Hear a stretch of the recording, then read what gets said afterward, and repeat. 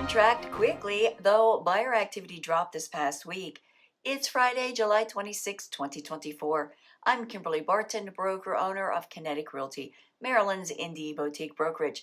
This is the Annapolis Real Estate Report. If the interest rate improves at any point this year, predictions indicate that home prices will increase swiftly due to the demand and continued lack of inventory.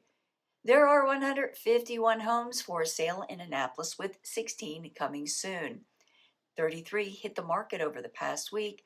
34 homes went under contract in 8 median days since last report. 26 homes sold at 100% list to sold ratio. Rentals rose to 29 at $26.50 median dollars per month. That's a wrap for this week's Annapolis Real Estate Report for Friday, July 26th. 2024. Thanks so much for tuning in. Enjoy your weekend. I'll see you next week. Take care.